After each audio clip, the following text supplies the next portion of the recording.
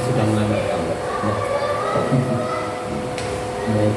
Assalamualaikum warahmatullahi wabarakatuh. Bismillahirrahmanirrahim. Allahumma shalli ala sayyidina Muhammadin wa ala alihi wasallam ajmain. Pertama-tama mengucapkan terima kasih kepada Ustaz Haji yang telah berkenan menyediakan waktunya untuk saya melakukan wawancara terkait bagaimana pengambilan keputusan di lingkungan sekolah SDT Negeri Masing. Sebelumnya saya perkenalkan, nama beliau adalah Ustadz Haji atau nama lengkapnya Ustadz Margianto SPD, Kepala Sekolah SDT Nurul Fikri Banjarmasin. Baik, pada kesempatan hari ini izinkan saya untuk mewawancarai Ustadz ya terkait tentang cara pengambilan keputusan di lingkungan SDT Nurul Fikri Banjarmasin. Bagaimana Ustadz, bersedia Ustadz? Insya Allah bersedia. Ustadz, di dalam sekolah ini pasti terjadi berbagai macam kasus-kasus yang pernah pian alami seperti itu. Apakah itu kasus dilema etika ataupun kasus bujukan moral. Nah, jadi Ustadz, bagaimana selama ini Ustadz mengidentifikasi apakah itu termasuk kasus dilema etika ataupun kasus bujukan moral? Ketika itu berkaitan dengan dua hal yang itu sama-sama penting, misal itu seorang kepala sekolah harus mampu mengambil salah satu dari dua hal, tapi yang mana yang harus diputuskan itu etika, dilema etika. Kemudian ketika ada dua hal yang mungkin satu itu terlihat benar ya, padahal itu ada beban moral di sana. Yang satunya itu keputusan yang memang sebenarnya sudah jelas benar. Itulah namanya apa tadi? Bujukan moral, karena kita seolah-olah diarahkan, digiring untuk mengambil keputusan yang mungkin dari situ terlihat bahwa ini nanti akan membawa manfaat yang dampaknya yang luar biasa ketika keputusan itu tidak dilaksanakan seperti itu. Ya baik, jadi alhamdulillah Ustadz sudah bisa mengidentifikasi ya dua masalah tadi, dua kasus, yang mana dilema etika, yang mana bujukan moral seperti itu. Kemudian Ustadz, bagaimana selama ini Anda sebagai kepala sekolah menjalankan pengambilan keputusan itu di sekolah Anda, terutama untuk kasus-kasus yang dimana kasus-kasus itu sama-sama penting seperti itu. Bagaimana cara Anda mengambil keputusan itu? Ya, untuk kasus-kasus yang kita merasa bahwa itu sama-sama penting, maka ada hal yang harus kita lihat, yaitu seberapa ini penting ya, dua hal ini penting, tapi seberapa urgent untuk dilaksanakan hari ini.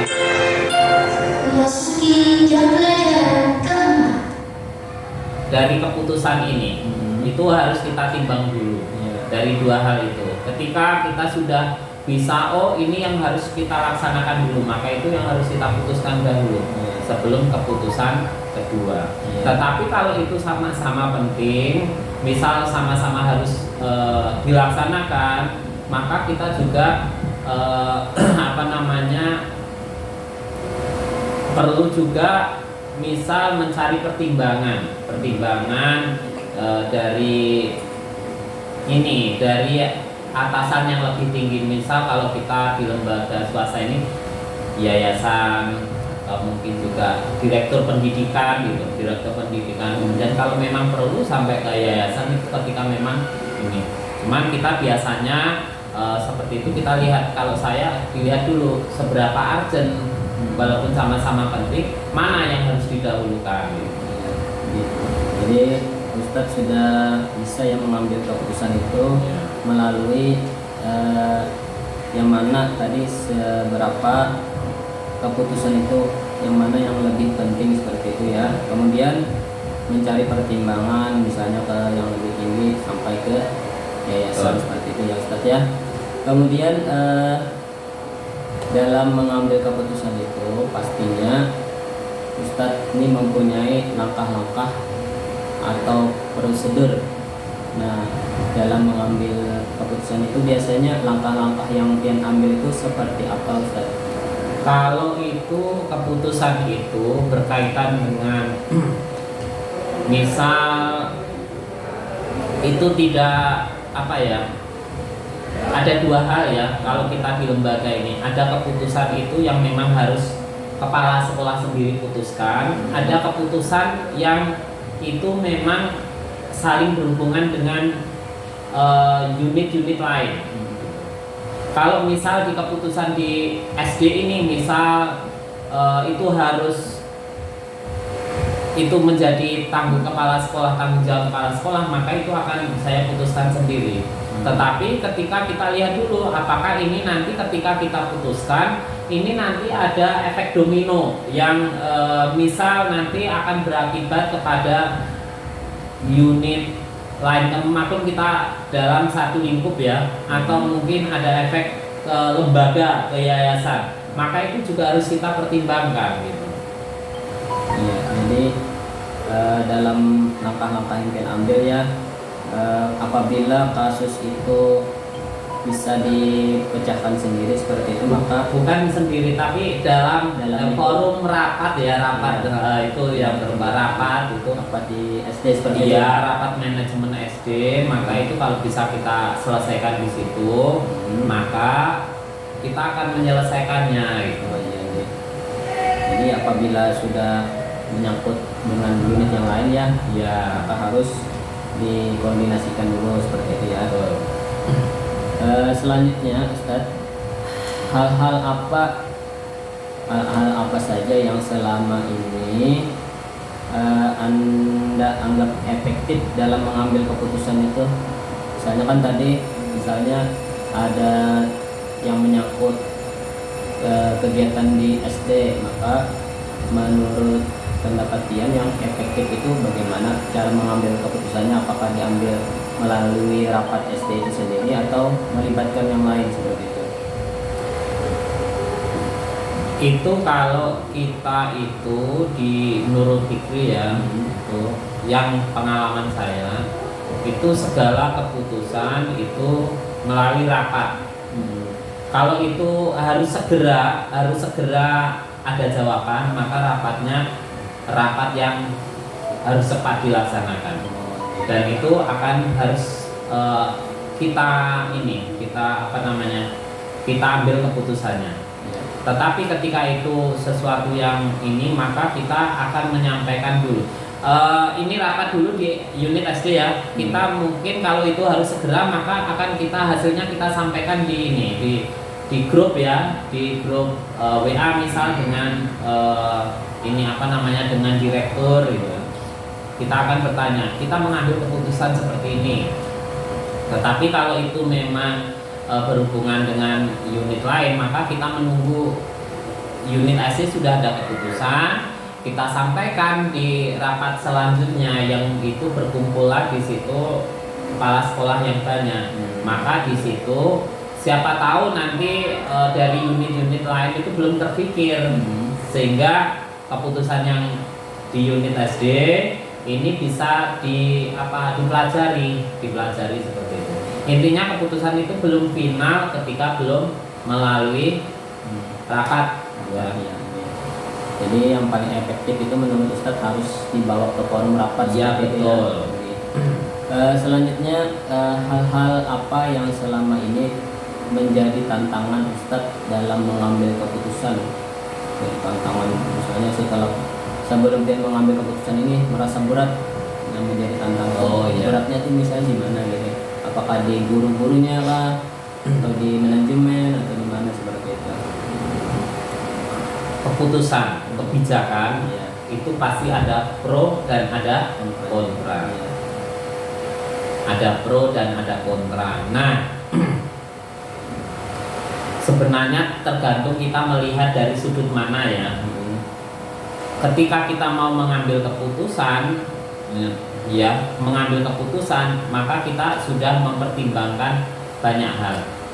Ketika keputusan itu kita telurkan dan banyak pro dan kontra, itu sebenarnya yang menjadi ini ya, tetapi memang harus diputuskan, nggak boleh kita mengambang. Iya. Harus diputuskan, dan kalau itu sudah diputuskan maka dijalankan. Ya. Jadi tantangannya itu bisa dari berbagai macam ya. Ya, banyak hal. Sebelum memutuskan sudah ada tantangan, setelah memutuskan juga ada tantangan, seperti itu. Ini jadi apakah Anda Ustadz memiliki tata kelola atau jadwal tertentu, misalnya dalam mengambil keputusan ini dijadwalkan di hari Senin saja? Jadi misalnya ada masalah yang di hari lain, maka harus diputuskan di hari Senin saja karena jadwalnya hari Senin saja. Atau ada hal lain, misalnya menemui masalah langsung diselesaikan di tempat itu juga. Nah, jadi apakah ada SOP atau prosedur dalam mengambil keputusan itu, Ustaz? Kalau saya pribadi ya, itu sukanya itu memang ketika itu kasus yang, kalau berkaitan dengan kasus ya, kasus yang baru saja terjadi, itu harus segera dibahas dan segera diputuskan. Saya tidak akan menunda sampai misal minggu depan atau bulan depan, karena dari situ nanti akan ada jalan keluar sehingga tidak terulang kasus itu lagi. Ini kalau berkaitan dengan kasus ya. Kalau itu berkaitan dengan contoh kemarin juga ada kasus ini yang COVID itu. Kemudian kita besok sudah mau masuk ya. Ternyata malam itu dengar bahwa sekolah lain itu ada kasus COVID. Ini kan bimbang, kita sampai malam itu besok ini masuk atau tidak, kan seperti itu. Itu tidak mungkin kan kalau tidak harus segera diputuskan gitu. Kemudian ketika itu sesuatu yang memang bisa ditunda, misal dijadwalkan untuk disampaikan di forum rapat, maka itu lebih baik, karena rapat itu lebih baiknya memang ketemu, karena misal pertimbangan di sana banyak, saling tatap muka sehingga tidak ada misal kesalahan dalam mencerna kalimat per kalimat dari apa yang dibahas, seperti itu. Jadi dalam hal penjadwalan tadi tergantung ya. Iya, tergantung dari apa yang harus diputuskan.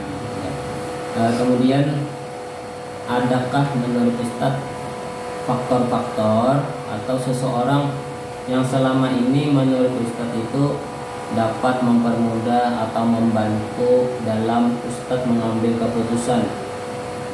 Ada seseorang kah atau faktor lain kah? Misalnya ada orang yang pian setelah mendengar dari orang itu timbul keputusan, saya memutuskan ini saja. Atau ada yang faktor lain begitu? Biasanya kita melalui rapat ya. Nah, kalau kita di unit SD ini kan manajemen ya.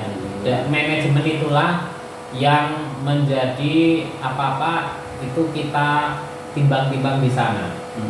Memang terkadang itu memang harus kepala sekolah sendiri itu yang harus memutuskan, tetapi tetap disampaikan kan. Atau memang itu harus pendapat si A bagaimana, si B bagaimana. Kalau person misal ini si A, enggak, kita harus semua anggota manajemen dilibatkan untuk memutuskan hal tadi. Kepala sekolah harus independen. Jadi yang paling menurut Ustadz yang paling membutuhkan itu harus dibawa ke rapat Iya. manajemen seperti itulah. Tapi ada yang juga yang memang kepala sekolah itu tidak boleh dipengaruhi untuk memutuskan.